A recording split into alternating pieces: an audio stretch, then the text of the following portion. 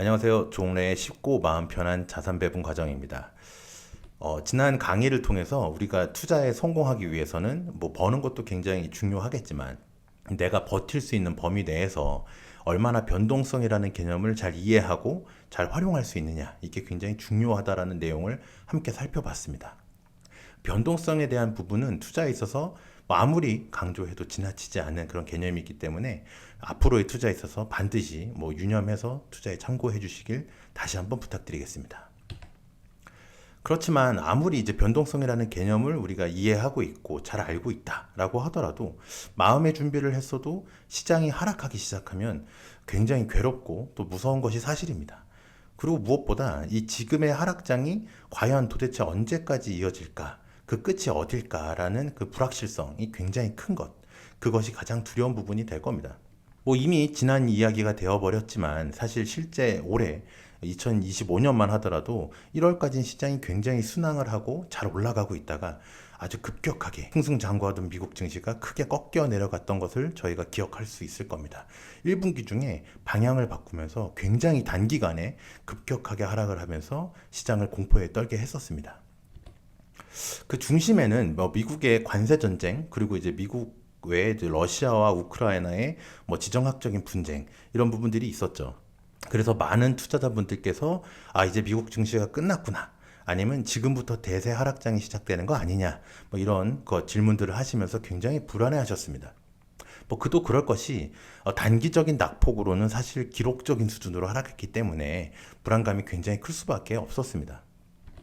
하지만 우리가 늘 지나고 나면 잊어버려서 그렇지 주식시장에서 뭐 이와 같은 강도의 하락은 엄청 뭐 이례적인 수준도 아니고 늘상 반복적으로 발생할 수 있는 이벤트다라는 점을 우리가 이해하고 있어야 됩니다. 그럼 이제 지난 100년 정도 가까이 되는 기간 동안에 미국의 대표적인 지수인 S&P 500 지수를 한번 통해서 살펴볼 텐데요. 미국 주식시장에서 사실 5에서 10% 이상 되는 그 하락장은 아주 빈번하게 나타납니다. 1년에 한 번꼴로 한 5% 정도의 하락장이 나타났고요. 올해와 같이 10% 정도 이상의 조정도 약 2년 정도의 한 번 수준으로 자주 발생했었다라는 점을 확인할 수 있습니다. 물론 이제 뭐 30% 이상 하락하는 대하락장은 사실 한 13년에 한 번 정도 올까 말까 할 정도로 매우 낮은 확률로 발생을 했고, 대부분 이와 같은 하락장은 뭐 경기 침체라든지 뭐 코로나 같은 특정 이벤트와 연동돼서 나타나는 것이 일반적입니다. 다시 정리하면 주식시장에서 한 5에서 10% 정도 되는 수준의 하락은 상승 과정 중에도 얼마든지 발생할 수 있고 빈번하게 발생할 수 있기 때문에 뭐 너무 크게 동요할 필요가 없다. 감내 가능한 변동성 수준이다 라고 생각을 해주시면 굉장히 편할 것 같습니다. 갑작스럽게 시장에서 조정이 이렇게 발생하는 경우에는 지금이라도 당장 손절을 해야 될 것 같고, 더 하락하기 전에 빠져나와야만 할 것 같고, 이런 공포가 크게 자리 잡는 것이 당연합니다. 그렇지만 이제 불안에 휩싸여서 당장 시장을 떠나기보단 왜 이런 조정이 발생했을까라는 원인을 한번 살펴보고, 또 다시 반등할 가능성은 얼마나 될까 등등 이제 종합적인 것들을 고려해야 됩니다.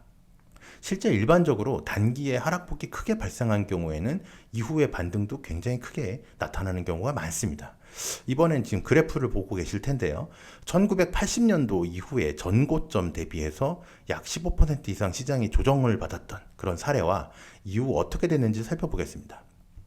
1980년 이후 시장이 고점을 기록을 하고 있다가 급격하게 15% 이상 하락을 기록했던 경우는 올해를 제외하고도 지난번에 한 11번 정도의 케이스가 있습니다.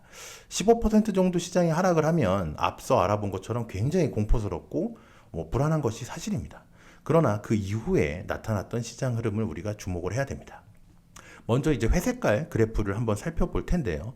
시장이 15% 이상 하락이 발생한 이후에 3개월이 지난 시점에서의 회색 그래프를 보면 약 6%, 6개월이 지난 다음에 회색 그래프를 보면 약 9% 정도, 12개월 후에는 약 13% 정도 반등한 것을 볼 수 있습니다. 여기서 뒤에 노란색 그래프는 리세션, 즉 경기 침체가 없던 경우고, 파란색은 15% 하락이 나타난 다음에 1년 정도 내에 경기 침체가 발생했을 경우를 의미합니다. 여기서 주목할 점은 경기 침체가 왔던 오지 않았던 15% 정도 이상 하락을 한 이후에 시장은 뚜렷하게 반등을 했다라는 점이고요. 만약 경기 침체가 수반되지 않았다라고 한다면 시장의 반등은 이후에 훨씬 더 크게 나타났다라는 점입니다.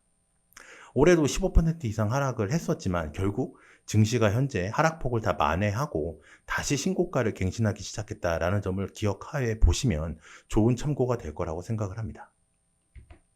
그렇기 때문에 하락이 나타날 때마다 감정적으로 대응하기보다는 하락을 유발했던 그 실체를 파악을 하고 객관적으로 대응하는 것이 더욱 좋은 결과를 만들어낼 수 있습니다.